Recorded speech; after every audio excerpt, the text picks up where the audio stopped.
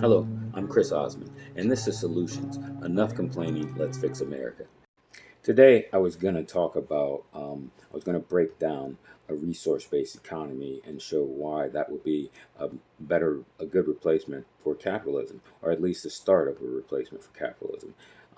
Ultimately, in my book entitled Solutions, Enough Complaining, Let's Fix America, I point out that the solutions that I present are not necessarily the final solutions. They may be a step in the direction of that final solution, or they may not be the right solution at all. They're just provided in the book as a means to point out to people that there are solutions being presented out there. They're being ignored because those who are in power and in charge have they want to maintain the status quo. Instead of that, tonight or today, I'm going to read from a different chapter in the book. This is from chapter 12, and it's the reason I'm doing that is because in light of the what's going on, the protests around the country because of Mr. Floyd's murder, I'm basically just trying to point out that this has been an issue for a long time, obviously, which people have pointed out, but there is a much deeper, darker side to police brutality that people are ignoring. Now, of course, there's a racist element to it. When you have a white cop beating up a black person or killing a black person, then there is some racism to that. But as we've seen, there are black cops that are beating up on black people, black cops beating up on black women, sucker punching in some of the videos we've seen. There are white cops that beat on white people, especially when you go to a state where there's mostly white people. There's no one else to beat on, so the cops beat on their own kind. So there is a racist element to all of this stuff. But underlying all of that racism, there's money, because whether it's a white cop or a black cop, the people that can afford to pay them in times like we're in now are the elites. Cops' money but the money for policemen and women is supposed to come from taxpayer dollars. But when taxpayers don't have any money, where does that money come from? It comes from the elite. And all these, like Occupy Wall Street, the cops were being demonized shortly before Occupy Wall Street. They were being demonized for being a drag on the economy. The police, firefighters, nurses, and teachers were all being demonized for being a drag on the economy. Then all of a sudden, when Occupy Wall Street comes up, the millionaires give them $5 million in New York to go out there and bash protesters' heads, to pepper spray them, to use chemical weapons against their own people, which is illegal to do in combat.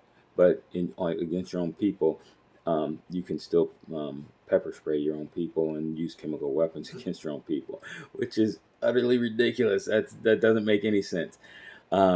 That I might do a story on and look it up and see if laws have changed or not. But I think it's ridiculous that you cannot use chemical weapons on combatants in war, but you can use them against your own citizens.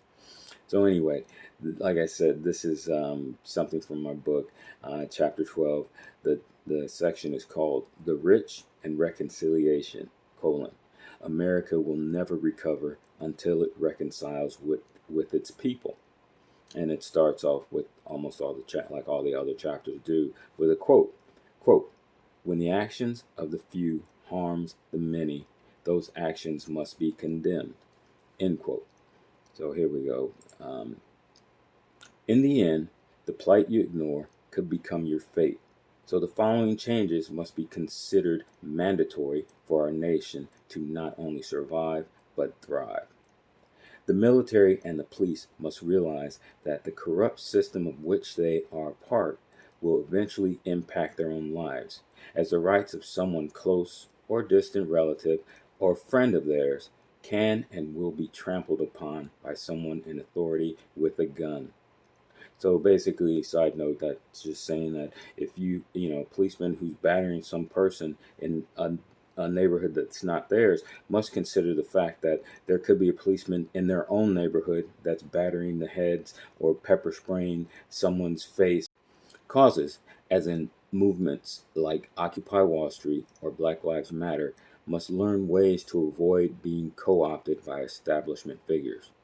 Emily's List protesting Bernie Sanders providing the opening speech at the 2017 Women's Convention when Bill Clinton was a keynote speaker at an Emily's List gala the previous year is an example of the establishment asserting its influence to maintain the status quo of keeping progressive voices diminished.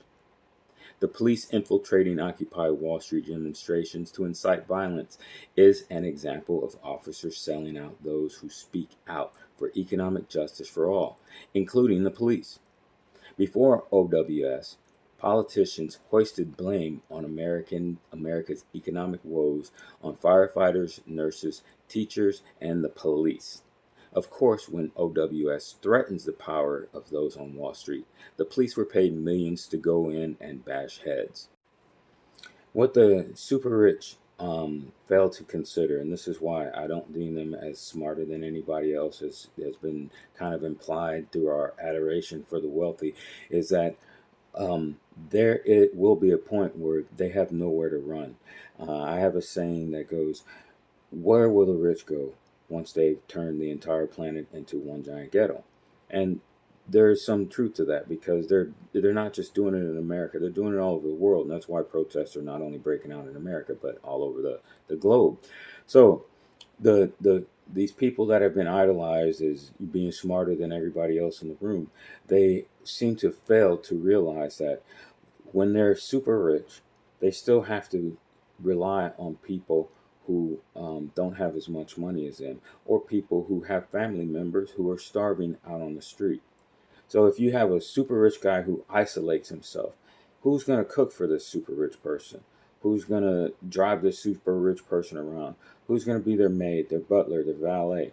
They're not considering these factors, because ultimately each one of those employees of theirs has some family member that doesn't have, because of this person's billions. If you have $1 billion, that means that someone works for you that doesn't have $1 billion, and someone else that they love or are friends with, they don't have $1 billion either. They don't even have enough money to buy groceries and to pay their rent. So they're getting evicted, they're starving, they're living on the street, they're dying of exposure, starvation, bad water, like in Flint, Michigan, and other cities around the nation where the lead has leached into the water sources. So if the rich were so smart, they would have heeded a gentleman. His name is Nick Hanauer. I'll provide the link below. And he pointed out in a video of his, which was a TED Talk, he points out that the pitchforks are coming, or that's the claim he made. And this was years ago, where he pointed out, just like FDR did, that if the rich don't give back some of the money that they pilfered, now, he doesn't use those words, I'm using that word, but that they pilfered from the rest of us. Because a lot of the things they did were, especially after 2008 and before 2008, a lot of things they did were illegal. And then some of those things were made legal because those people who were corrupt and stealing the money, the thieves basically, came into power. And they changed the laws to make them legal. Now, in other instances, I already did a video about like Wells Fargo. Wells Fargo has been caught so many times stealing the money of their depositors through credit card scams, which you and I would go to prison for, through other fraudulent means like tacking on insurance to cars, to auto loans, and then repossessing those cars. And there's a plethora of other illicit, immoral, and illegal activities that Wells Fargo got caught for. Now, it doesn't make sense that there's a single person, an individual citizen, not maybe big agencies or thieves or people who want to launder money, would put their money in Wells Fargo. But any normal citizen, they should have been like, well, I'm taking all my money out of Wells Fargo, because they've proven that they will steal your money right from under you. So people needed to stand up years ago. I'm glad they are standing up now and protesting. And it's like the people are protesting violently because, as I've said, Wall Street, Occupy Wall Street, was one of the last peaceful movements that there was going to be. Because over the years since Occupy Wall Street, since Black Lives Matter, people have conducted peaceful protests. And every single time, not only are their demands and grievances not met or even addressed after a couple months, but those people have been brutalized by the police. They've been pepper sprayed, they've been bashed in the head, they've been shot in the face with rubber bullets. The water protectors from No Badapple, they even shot water at them, water cannons at them in sub-zero degree weather. So people are finally realizing that those in charge are not caring, do not care about us. And, you have all these leaders that all their actions seem to protect their own interests. That's not a leader. A leader does not put himself above the concerns of those he leads. Anybody that has that kind of mentality should never be a leader. Donald Trump should never have been a leader. Oh, in retrospect, Obama should never have been a leader because he put the interests of himself and the people that he admired and trusted above everybody else. Look at No Dapple, which is the North Dakota access pipeline that was protested. He did nothing. Look at Occupy Wall Street, which was people trying to protest income inequality and wealth inequality. He did nothing. There are Flint, Michigan. He not only did nothing, he went to Flint, took a sip out of one glass of from a tap from Flint, and then declared the water clean. Now, I don't know how people didn't see through that. I don't know how people, the video is still online. I don't know how people did not realize that this guy does not care about the people. The unions, he didn't do the right thing by that. The housing, he didn't do the right thing by that when he allowed 5 million plus homes to go into foreclosure while bailing out the banks with little to no restriction on what they did with that money. Anyway, like I've said, this does have a racial component to it, but it goes deeper than that. It's like when there was, after slavery was abolished and poor whites and poor blacks started to getting together and realizing that the elite whites were one of the biggest problems. The elite whites started elevating the whites to higher stations in life.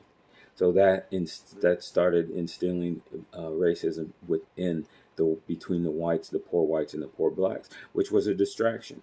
And that's how they do things nowadays. They use distraction to keep us from realizing the true problem in this nation.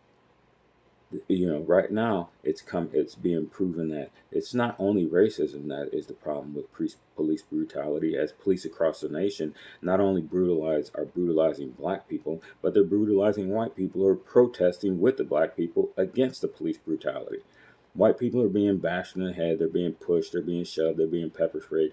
During Occupy Wall Street, that was a lot of white people that were being bashed, being pepper sprayed, being shot with rubber bullets. So people need to realize that it's more than just racism that is causing a lot of the problems with this. I'll read another section from my book.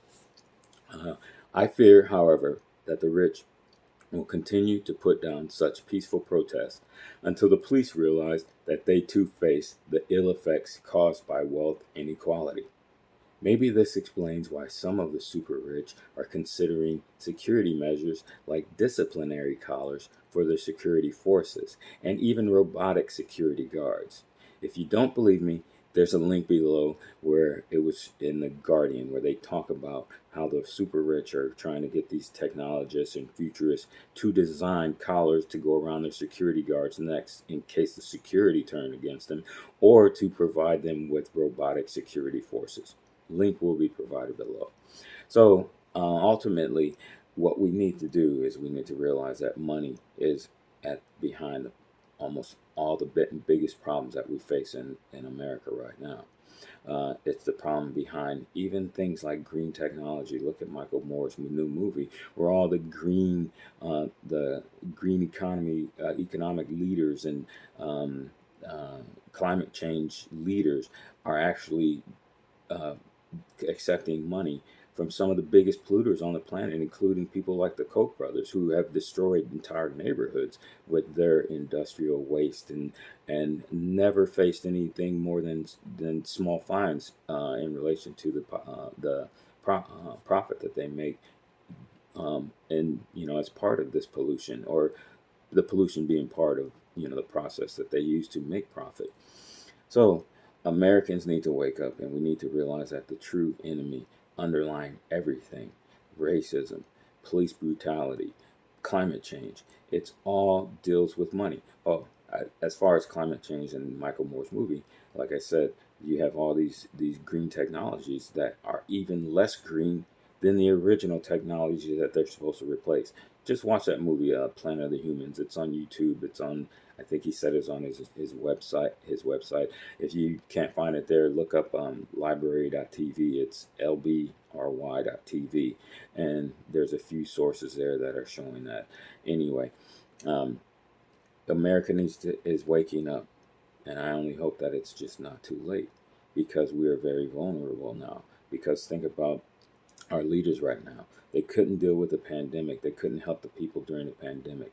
It's been months since this pandemic broke out, and they still haven't. They've only given us $1,200.